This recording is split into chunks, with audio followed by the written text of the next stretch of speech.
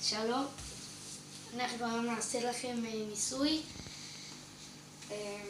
אנחנו שמים עכשיו אציטון בתוך הבלון.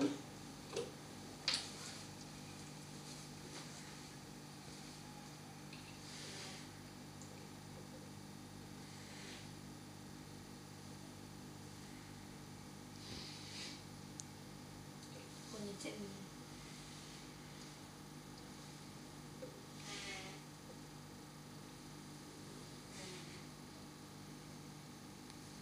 אנחנו שמים קצת אציטון עכשיו. זהו, אני חושב שמספיק אציטון שמנו. עכשיו צריך לסגור את האציטון כי זה חומר שמתאדה מהר. נסגור אותו, נשים את זה בצד.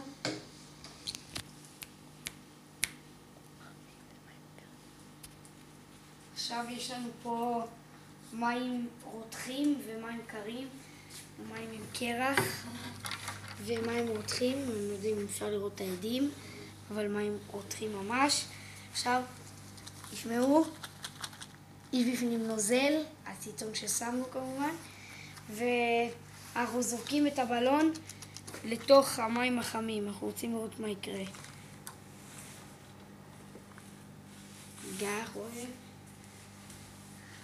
רואים שהבלון לאט לאט מתנפח.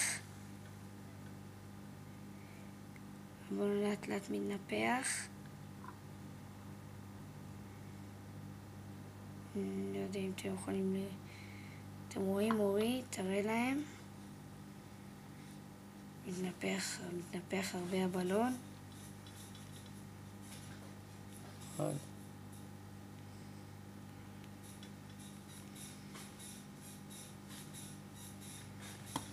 זה בלון גדול. עכשיו אנחנו באים זורקים אותו לתוך המים הקרים. תסתכלו מה קורה לו. תוך שנייה הוא מתכווץ. ונשאר כרגיל. שוב בפעם האחרונה נזרוק אותו לתוך המים החמים. פעם ננסה לנפח קצת יותר גדול. אוי, זה חם.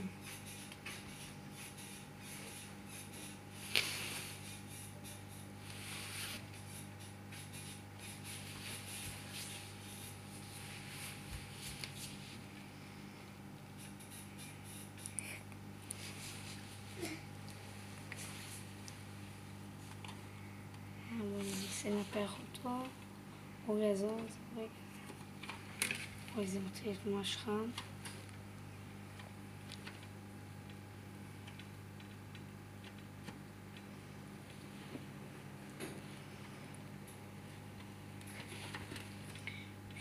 פה מנפחים את הבלון.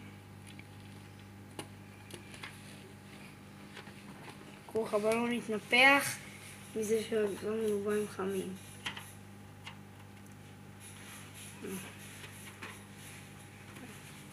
אני משש ואני לא מרגיש שום נוזל.